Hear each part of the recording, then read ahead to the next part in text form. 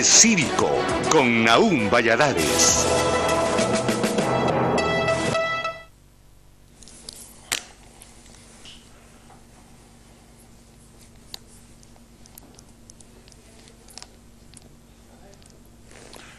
Hola amigos, ¿qué tal? ¿Cómo están ustedes? Muy buenas noches, sean bienvenidos a su Lunes Cívico. Este programa de hoy lo dedicamos, como lo hicimos ver en nuestra audición del lunes recién pasado, a la patria, porque este es el mes consagrado a la patria. Es el mes de la independencia nacional, que ya estamos por celebrar el próximo 15 de septiembre.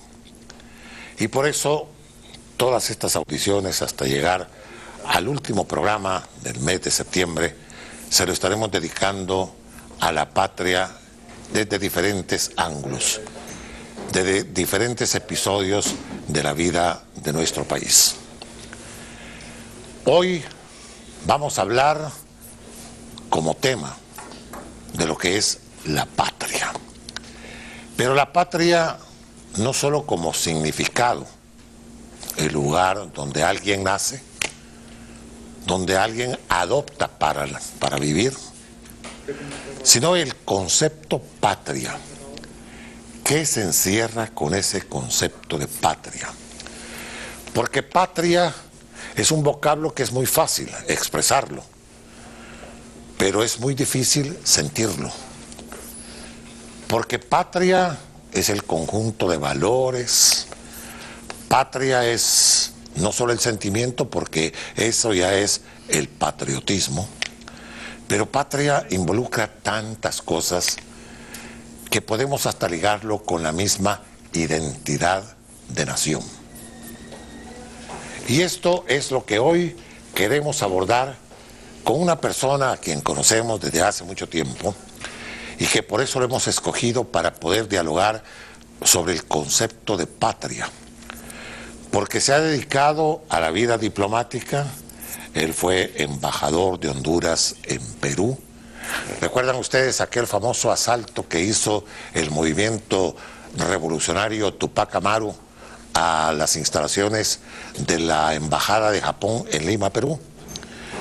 Pues ahí en esa recepción que daba al cuerpo diplomático el Imperio japonés, ahí se encontraba nuestro invitado de esta noche, porque era el embajador de Honduras en Perú.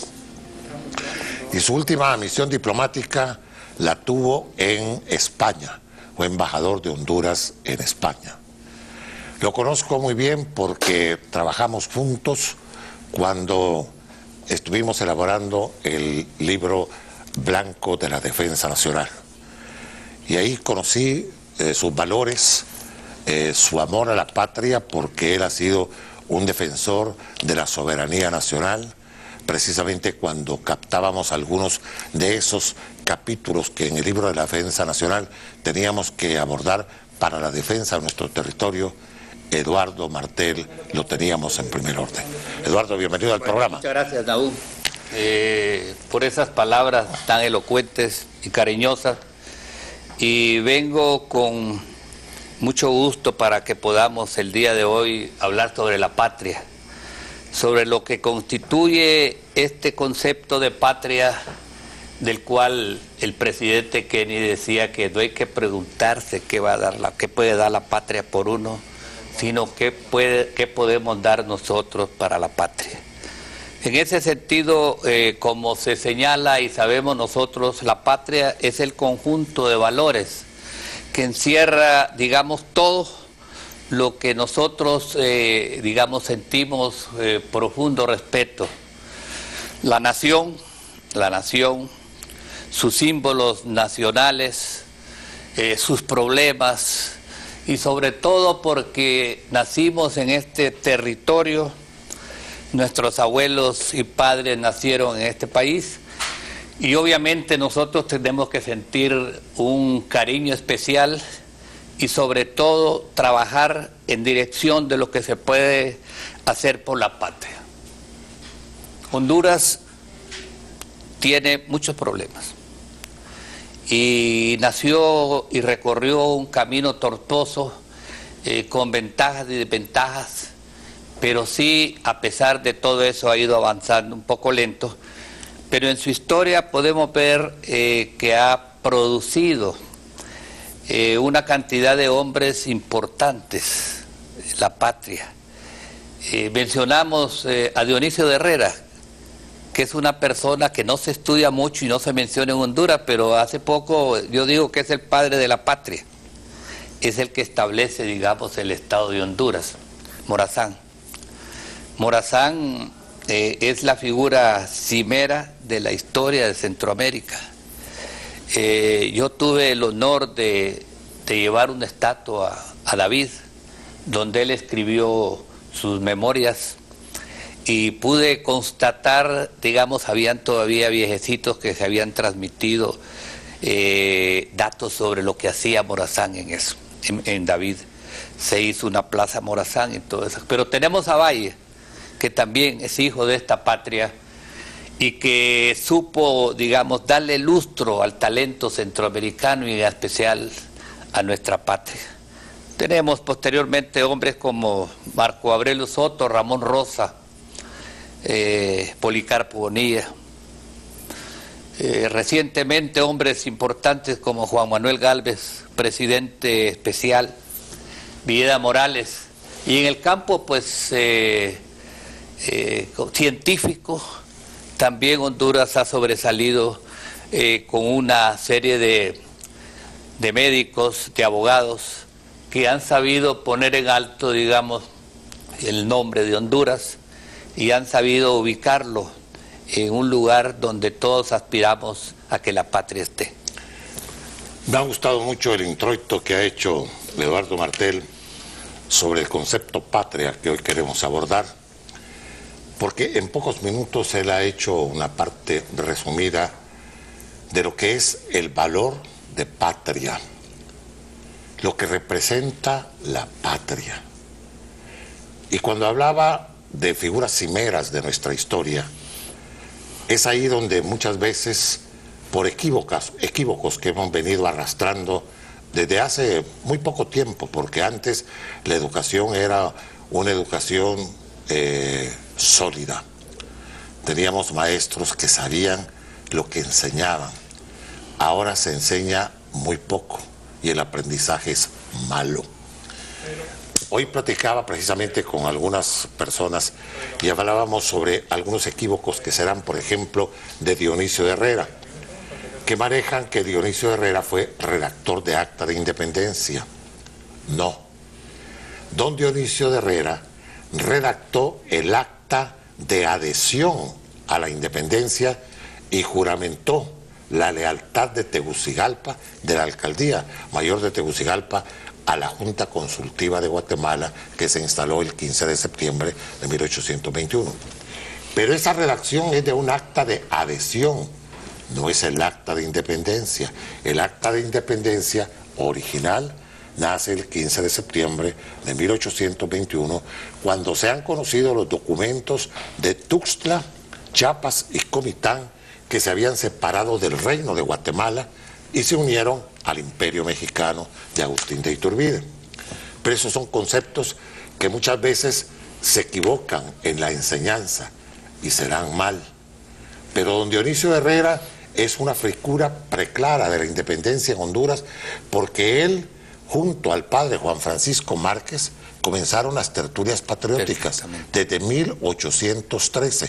O sea que ahí empieza el germen de la independencia en Tegucigalpa, no en Comayagua, en Tegucigalpa, donde se pensaba que estaba el talento, lo que se llamaba la época de la Ilustración. ¿Es así, Eduardo? Efectivamente, yo creo que en ese momento que se inicia, digamos, el proceso de la formación del Estado, porque aquí no había Estado propiamente. El Estado fue creado principalmente por Dionisio de Herrera y obviamente Morazán, que estaba ya como secretario de él y del Estado. Mencionaba algo importante, Nahum, que es lo de la educación. Yo recuerdo en Santa Rosa de Copán, porque este ha sido un país aislado, Felipe González me decía hace algunos años en Madrid que una carretera cuestiona más que 10 libros. Y es cierto, los copanecos no sabíamos cómo era la gente de Tegucigalpa. Yo conocí el mar a los 9, 10 años. Lo conocía por película. Entonces recuerdo esos profesores que lo castigaban. Yo recibí mucho castigo y siempre tuve por ellos un especial cariño. Pero el 15 de septiembre de todos los años recuerdo que había un bando, el 1 de septiembre, donde ordenaban a todos los vecinos de Santa Rosa de Copán que pintaran sus casas, que limpiaran las calles de esa gramita que nacía entre las piedras y además colocar guirnaldas. El 15 de septiembre la nación amanecía con traje nuevo y sobre todo había un entusiasmo de todos nosotros. Habían excelentes oradores y los profesores, uno sentía devoción y uno miraba a la patria como lo máximo, o sea, la patria por la cual uno está dispuesto a dar hasta su vida, como lo dice el himno nacional de Honduras, cuando se refiere a la bandera y todas esas cosas. La patria es de todos y para todos. Entonces, si nosotros sabemos desde esa época de la independencia, porque son países sumamente nuevos, 194 años pues es un periodo muy corto, pero sí el tiempo necesario para que nosotros empecemos a pensar qué vamos a hacer por Honduras. Hay una serie de asignaturas pendientes en Honduras, especialmente el de la educación que tú mencionabas.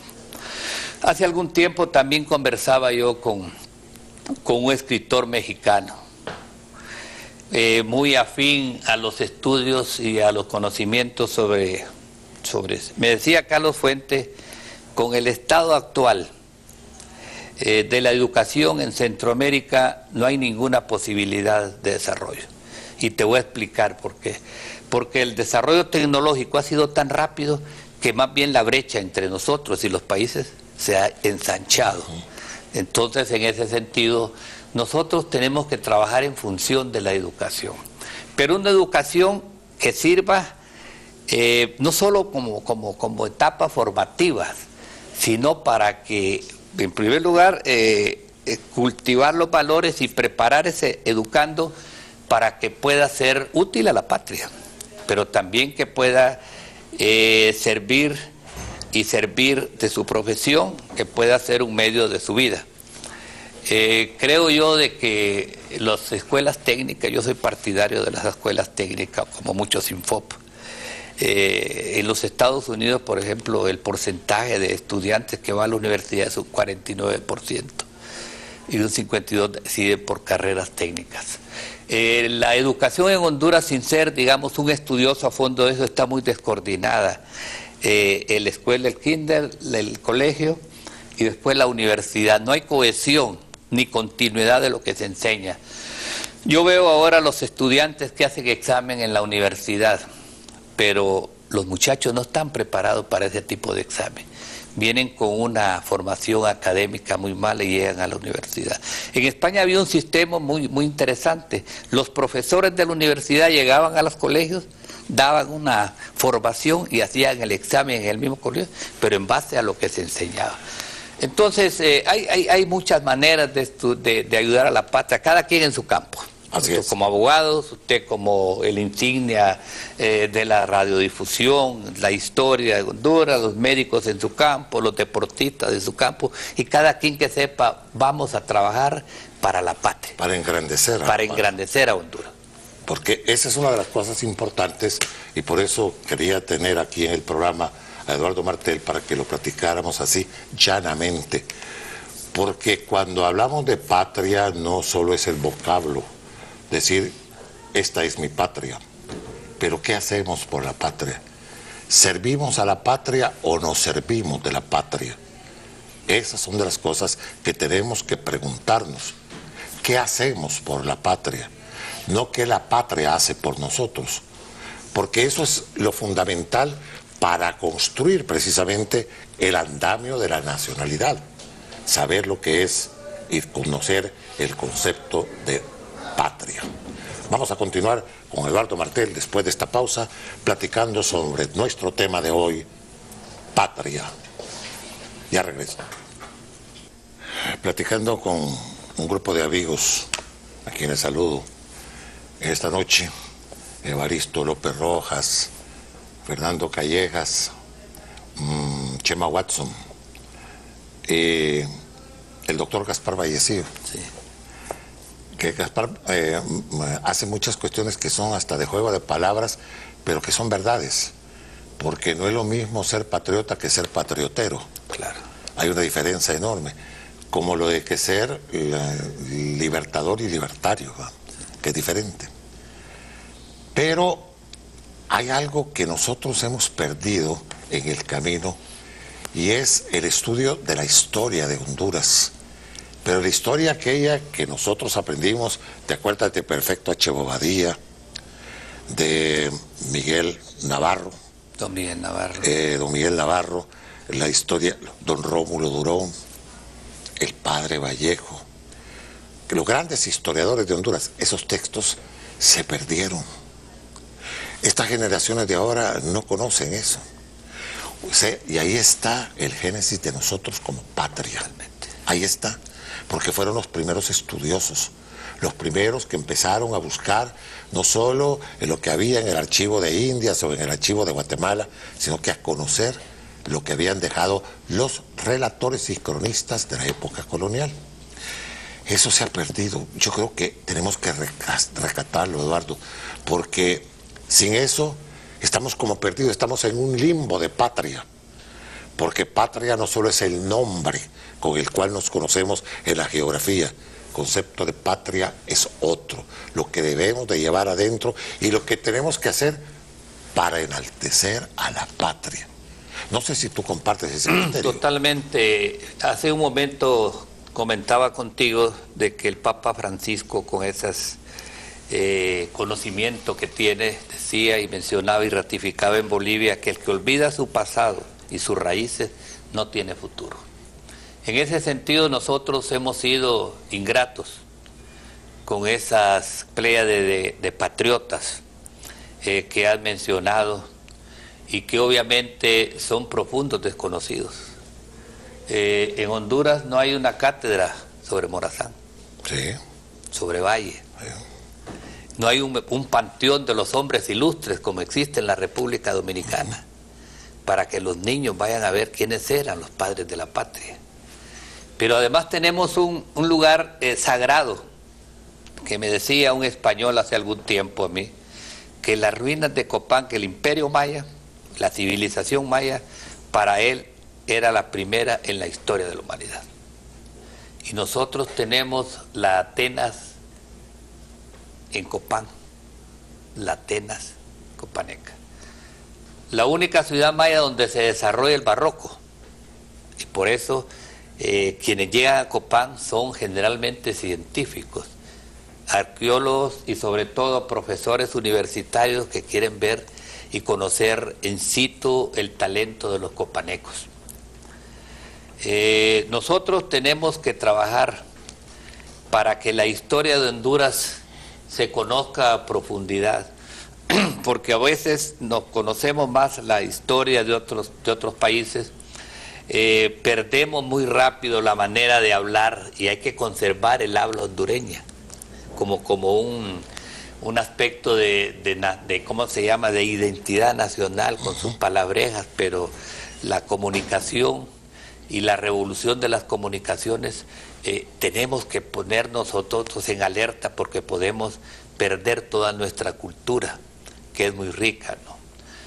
Pienso de que nosotros tenemos que llevar a los niños, aún si nosotros hacemos una encuesta de cuántos hondureños han ido a Copán, puede ser que más del 70% no conocemos Copán. Así es. Si yo fuera ministro de Educación o hombre importante en el gobierno, yo diría que Copán debería ser un lugar para llevar a los alumnos con excelencia académica de la Universidad de Copán, o llevarlos a todos para que conozcan que en Copán, para que nosotros empecemos a sentirnos orgullosos de esta tierra.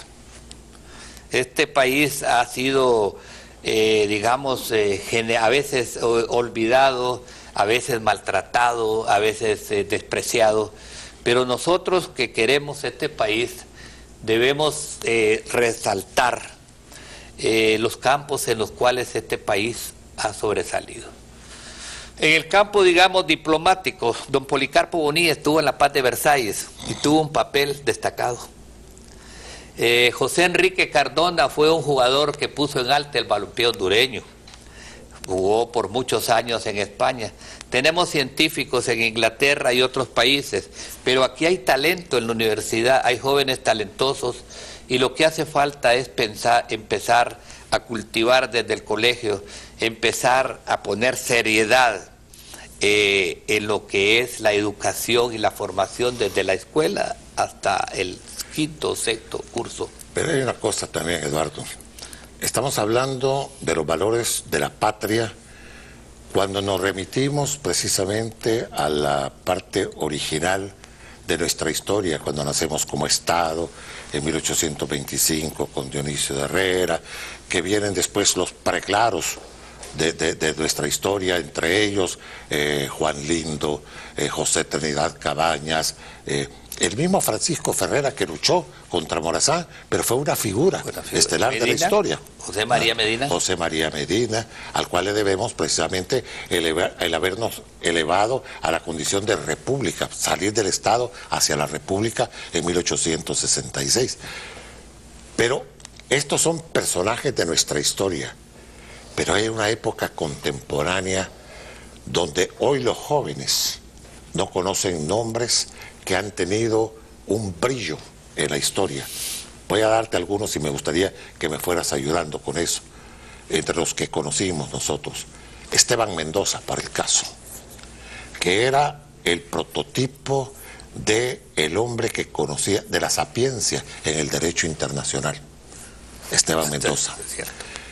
Pero Ramón Ernesto Cruz, otra figura estelar. Jorge Fidel Durón. Ayúdame a otros nombres así. Podríamos incluir ahí a Roberto Ramírez. Roberto Ramírez Ordóñez.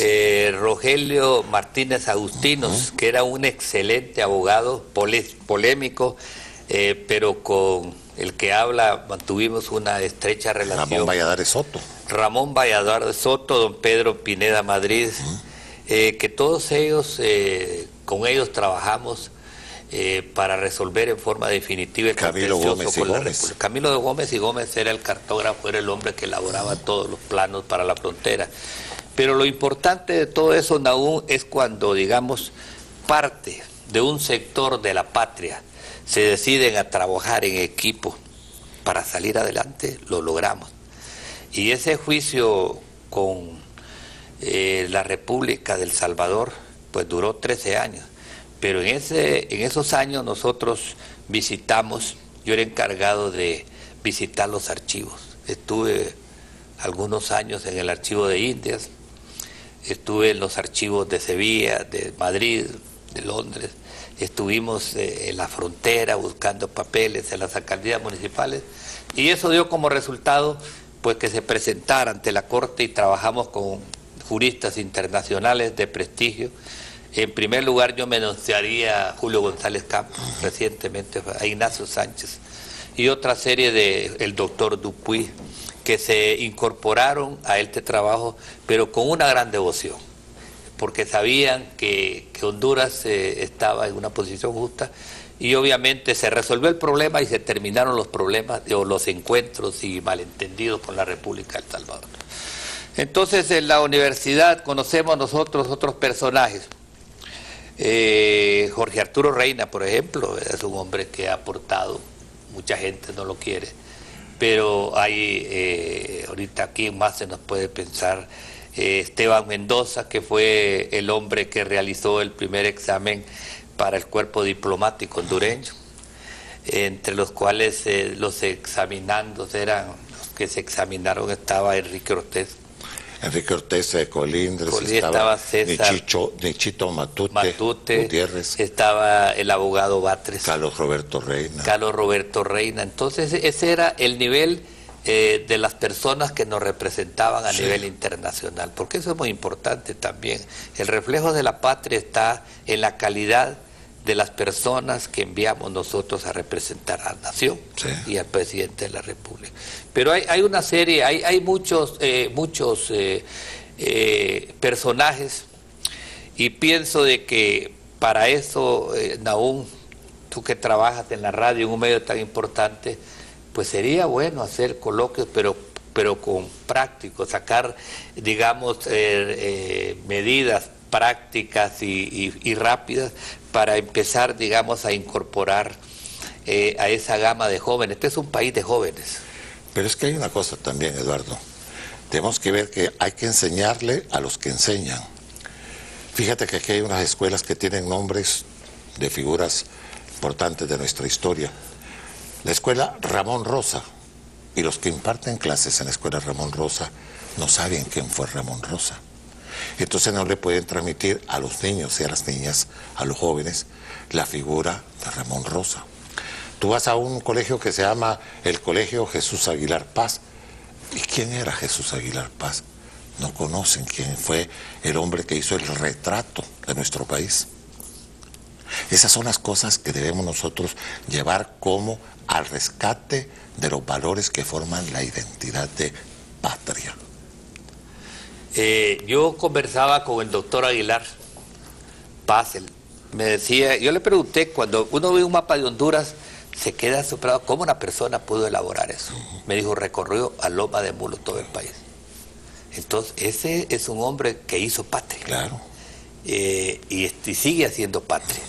Porque ese mapa perdura y de un valor incalculable. El esfuerzo que realizó en aquellas condiciones. Hay personajes que han engalanado, digamos, la galería. Tú mencionabas a Ramón Rosa. Ramón Rosa es el padre de la primera reforma en Honduras, el que quiere modernizar y trae las ideas de Guatemala, quiere que Honduras empiece a producir café, pero fracasa por dos razones. Una era la situación geográfica, ¿verdad? Muy pesada, muy difícil. Y la otra es que no había una clase económica que pudiera impulsar. Bueno, tuvo que regresarse a Guatemala. Tuvo que regresarse, ¿verdad? Bueno, dejó todo, dejó hasta su casa, que era la Casa de la Amistad, que era la casa de las grandes tertulias, Sí. donde acudían, entre otros, Jerónimo Reina, el doctor Adolfo Zúñiga, José Joaquín Palma, el bayamés, el autor de la letra del himno nacional de Guatemala, Tomás Estrada Palma, el primer presidente de Cuba. O sea, esa era la casa que quiero decirte que la casa, que es un monumento nacional, está en condiciones muy deplorables, que estamos buscando cómo salvarla, porque además de que fue la casa de Ramón Rosa, fue la Corte Suprema de Justicia, claro, desde 1886 hasta casi 100 años estuvo ahí la Corte Suprema de Justicia. Y eso es lo que hoy queremos dejar establecido, el valor de patria, porque en esta plática que tenemos con Eduardo Martel, queremos que ustedes puedan tener conciencia también de lo que hay que hacer, de lo que hemos dejado de hacer y lo que podemos hacer. De patria que hoy tenemos en el programa es precisamente lo que queremos platicar con Eduardo, porque además de los nombres que traemos a colación, algunos se nos pueden escapar y no queremos ser ni pecar de injustos con dejar esos nombres, porque muchas veces cuando se les margina es por cuestiones de sesgos políticos, ¿verdad? No, ese era un liberal, pero yo no puedo dejar mencionar en la historia de Honduras a un Ramón Villera Morales, una figura conspicua, gran político, gran médico, gran hombre. Yo no puedo dejar de mencionar a Juan Manuel Gálvez Durón, a Vicente Mejía Colindres, sí, a Miguel Paz Barahona. Esos son nombres que deben de ser sus nombres fulgurantes en la historia. ¿Por qué? Porque tenemos que desligarnos de los apasionamientos políticos para darle el sitial a cada uno de ellos. Y estamos hablando de hombres, pero no podemos descartar también a las mujeres como Visitación Padilla, la señora Gamero de Dalí, Lucila Gamero. Lucila Gamero. bueno, tantas mujeres también distinguidas que se dedicaron, digamos, Pacanaba de Miralda. Claro. O sea, Honduras ha sido tierra de fértil para hombres con gran talento. Sí. Como decía Froilán Turso, por ejemplo, no lo mencionamos. Fíjate, a Froilán, ni a Guillén Zelaya. De Guillén Zelaya, también a Jacobo Cárcamo. A Jacobo Cárcamo. Yo conocí, él llegaba a Jacobo en México a un bar que se llamaba El Gallo de Oro, de un español. Entonces tenía un par de tragos de por vida, le dijo el gallo, porque este es un buen poeta, este hondureño. Entonces él tenía su lugar especial y todos los días a las 10 aparecía Jacobo. Yo le publiqué los libros un libro de poemas en la editorial Universitario. ¿Tú te acuerdas de aquel poema La Noche de la Huehuete, verdad? Sí, terrible. Mira, yo estuve con Garizurieta, que era el embajador de México en Honduras, y me decía Garicito en una reunión que hubo, yo no he conocido un poeta mexicano, ni a Amado Nervo, que le haya cantado tan bello a México como Jacobo Cárcamo. Imagínate tú. Ellos pensaban, la gente así, que era mexicano. Sí. Porque él, ¿cómo cantaba él? Él se enamoró de México porque fue un país que lo acobijó, ¿verdad? Y donde él muere. Donde él muere, sí. Yo le pedí a la hermana de él si tenía poemas, que me los enviara a la editorial. Le publicamos un libro. Y creo que la primera vez que la editorial da derechos de autor, porque al vender algunos libros se los vendamos a la hermana. Y esos son poetas. Froilán Turcios, por ejemplo, es un hombre cosmopolita. Es un hombre que viaja por el mundo, y hay un dato curioso: quien da a conocer a César Augusto Sandino en el mundo se llama Froilán Turcios, a través de la revista Ariel. Sí. Cuando el general Sandino se termina la lucha contra los norteamericanos por la invasión y quiere entrar en los partidos, Froilán Turcios le dijo que cometió un error, que él no era político y que iba a terminar mal, y así fue, terminó mal. Pero Froilán Turcios es un hombre admirable, las memorias de él son hermosas. Fíjate que, por ejemplo, para dar sentido de patria, la oración al hondureño de Froilán Turcios debe ser un clásico en los estudios secundarios y universitarios. Conocer a profundidad lo que es la oración del hondureño, de Froilán Turcios, lo esencial de Alfonso Guillén Zelaya. Otra maravilla, ¿verdad? Maravilla después. Pero estaba también el otro escritor, ¿verdad?, que murió en México, casado con la peruana, ¿cómo se llama? Rafael Eleodoro Valle, que yo creo que es un hombre que tenía un prestigio, eso nunca muere, el prestigio y la grandeza. Puedes morir físicamente, pero en México un presidente que fue alumno de él lo condecoró con la máxima distinción, la Cruz Azteca, algo así, ¿verdad? Fue maestro de él y era un hombre que causó sensación por dos razones, ¿verdad? Ellos explicaban cómo era posible que un hombre de Comayagüela, como decía él, tuviera ese nivel académico. Y él murió resentido con Honduras porque fue destituido mediante un fax, no era fax, un telegrama, ¿verdad? Sí, es cierto. Por un desliz que tuvo en asuntos fronterizos, y él quedó resentido, en especial la esposa peruana quedó muy dolida de la forma que salió de la embajada en Huacha. Pero el maestro es un hombre que puso en alto, digamos, el nombre de Honduras. Nunca se desvinculó de la patria. Así es. Siempre estaba pendiente de los paisanos, ayudando a los intelectuales que llegaban, a los exiliados que llegaban, a los estudiantes. Él siempre tenía las puertas abiertas, y es un hombre que no se menciona nunca. Muy poco. En las escuelas, en los colegios. Sí, muy poco. Tendría que haber una galería de él, pero no solamente de Morazán, porque a Morazán solo lo conocemos, las fotos nada más. Solo conocemos, pero el auténtico Morazán, por ejemplo, en el Perú, cuando Morazán llega exiliado al Perú, recuerdo una frase que decía un periódico: han llegado a tierras peruanas el general Francisco Morazán, que cuando fue presidente supo endulzar el dolor de los exiliados peruanos, entre los cuales se encontraba el general Bermúdez, que fue presidente. Cuando llegó al Perú, al general Morazán le ofrecen la dirección, la jefatura de las Fuerzas Armadas, o del ejército peruano. Y él renuncia para venirse a Costa Rica. Exactamente. Entonces, él se ve que entonces en Perú se le ve, y los periódicos de la época lo mencionan como lo que era, un verdadero hombre de letras. Sí, fíjate que hay una cosa bien interesante en esto. Florentino Ordóñez ha hecho unas publicaciones en el Heraldo sobre Morazán y su vida en Costa Rica, porque se encuentra con la descendencia que tuvo Morazán en Costa Rica. Sí, Morazán tuvo descendencia en Costa Rica, en El Salvador, en Guatemala. En Honduras la descendencia se fue. ¿Por qué? Porque su hijo, Francisco Morazán Moncada, que nació en Tegucigalpa, tuvo que irse a la casa materna, o sea, a donde su madre en Chinandega, sí, que era hija de don Liberato Moncada. Entonces se fue para allá, se radicó allá y toda la descendencia se hizo nicaragüense.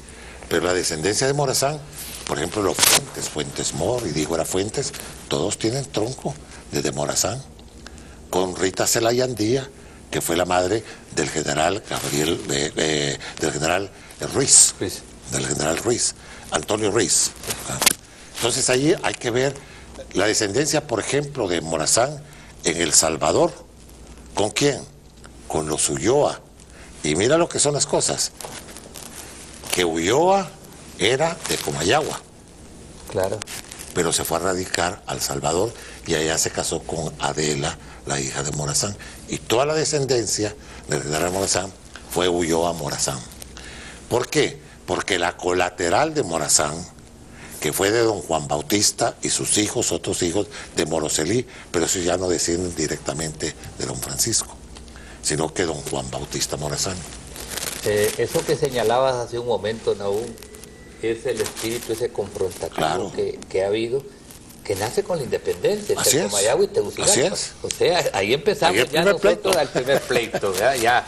Pero Morazán, por ejemplo, si uno visita Nicaragua y El Salvador, hay un espíritu morazanista impresionante. Nos vamos a ir a una pausa, vale, porque vamos a componer un sistema de audición que tenemos aquí en un problema. Ya retorno con ustedes para que después tengamos un mejor sonido en las presentaciones que nos está haciendo nuestro invitado de hoy en esta noche de lunes.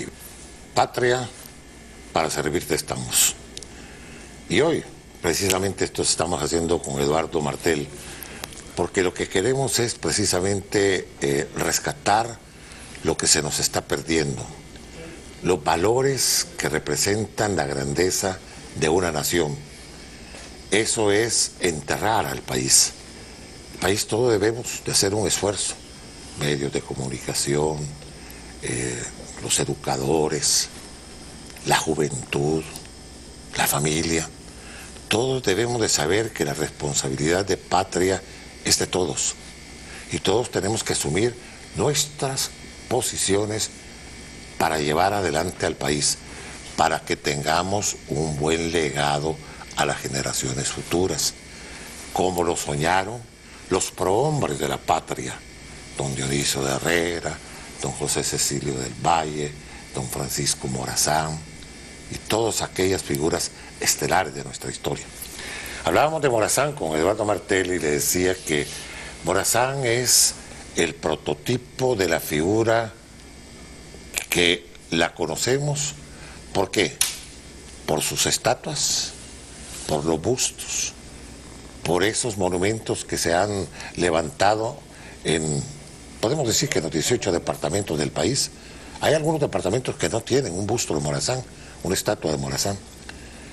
Pero el Morazán se conoce así como el general Morazán, el héroe de la Trinidad, de Hualcho, de San Miguelito, del Espíritu Santo, de San Pedro de Perulapán, de Guatemala, de El Salvador, de Hualcho. Pero hasta ahí llega el Morazán. Pero ese Morazán estadista casi nadie lo conoce. Ese Morazán que introdujo la educación en Honduras para todos a través del método Lancaster. Y es saber que el niño podía aprender a leer y escribir, a sumar y a restar. Ya después la de multiplicación y la división vino a posteriori. Pero Morazán tenía el concepto de la educación elemental y cómo atender al niño y al joven. Pero también Morazán tenía un conocimiento de abogado, que me imagino que lo adquirió cuando tuvo el puesto de oficial pluma en la alcaldía de Tegucigalpa. Pero un hombre que sabía del habeas corpus, la exhibición personal. Ese manifiesto de David, Eduardo, tú lo conoces bien. Sí, por ejemplo, en la ciudad de David hay una devoción por Morazán. Morazán ya iba derrotado. Y cuentan los vecinos que sus abuelos les contaron que él dormía en casas distintas, porque lo querían eliminar físicamente. Por eso el presidente del Perú lo invita a avisar. Pero el pensamiento de Morazán yo creo que debemos estudiarlo todos, a partir del colegio, sobre todo en la universidad.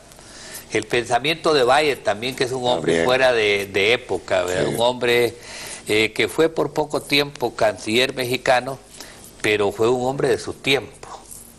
Y creo que más allá de su tiempo. Pues claro, no, es que el que es hombre de su tiempo es hombre de todos sus tiempos.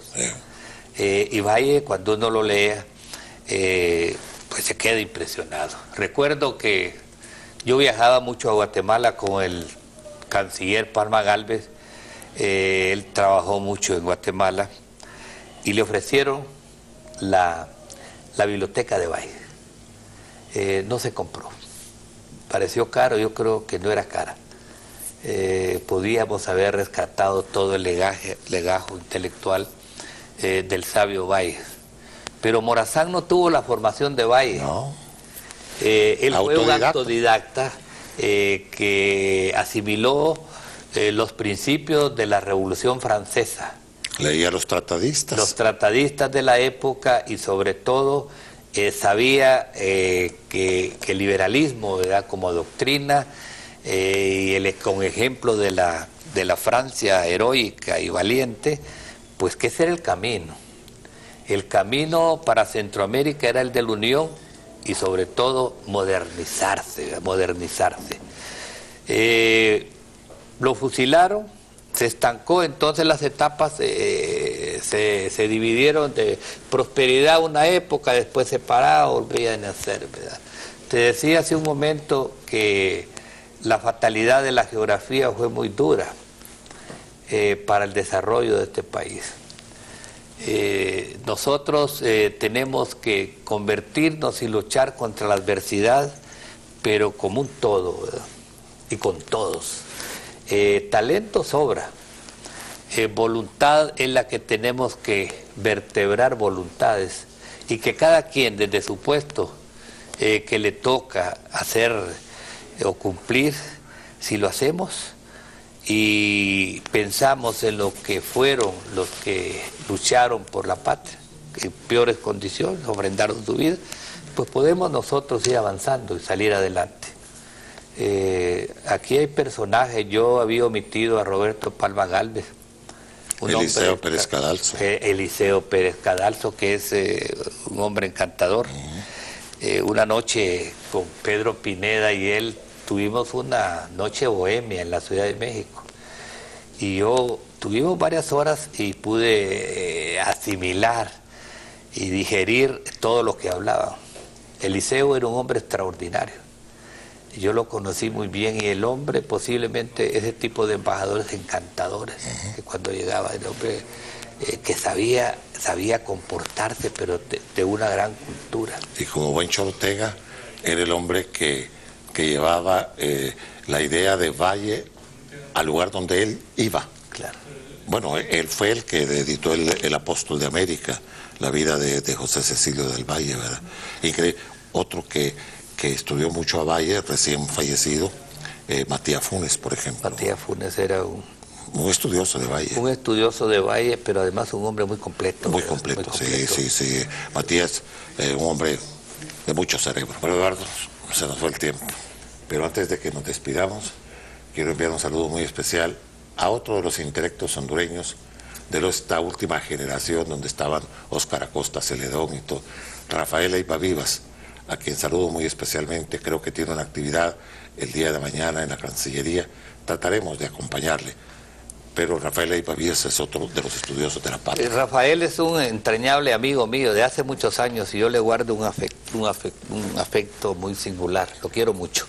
Y le pido también un saludo, pero quiero aprovechar para enviar un saludo a Valle de Ángeles, a Sofía Martel y a Raquel Martel, que seguramente mis nietas que me están viendo. Un fuerte abrazo para ellas. Bueno, yo te agradezco mucho, Eduardo, el que haya venido al programa y que compartiéramos esta noche el concepto de patria, no el significado, el concepto de patria, en este mes en que celebramos la emancipación política de los 5 jirones de la patria grande de Centroamérica. Yo quiero, Nahum, en primer lugar agradecerte la invitación. He llegado con mucha ilusión. Aquí se aprende mucho en este programa. Este libro lo tengo yo hace algún tiempo, que se llama, fue editado en Cuba y dice Propaganda pro Honduras, compilada y editada por The Pan American Publicity Corporation. Fue corregido con un intelectual hondureño que se llamaba Guillermo Bustillo Rey. Claro, de Comayagüela. De Comayagüela, y entonces está todo lo más importante de la época, digamos, de la... Tú, como he escrito aquí, hice un pequeño dedicatoria que hice para el distinguido amigo don Nahum Valladares, cronista de la tierra, con afecto y reconocimiento. Así que yo le hago entrega de esta obra que he conservado durante muchos años, pero está en mejores manos en usted, que es el cronista, y seguramente sacará datos de ahí, y yo estaré sumamente complacido. Muchísimas gracias, Eduardo. Y para que se entretenga en las noches de soledad, pues aquí le entrego unos discos de Nat King Cole, que usted lo conoció y lo escuchó mucho. Claro. Así que... Uno de mis favoritos, allá en la época de los Sinatra, de los Martin, de los Sammy Davis Jr., pero esta es una de las voces más grandes que ha tenido Estados Unidos en la canción. Unforgettable. Fenomenal. Bueno, Eduardo, muchas gracias, Nahum. Muchísimas gracias. Seguimos viéndonos. Felizmente la Nos patria. vemos mañana. Y felicidades a ustedes, amigos televidentes. Los espero el próximo lunes 14 de septiembre. Hasta entonces, buenas noches. Fuerte abrazo.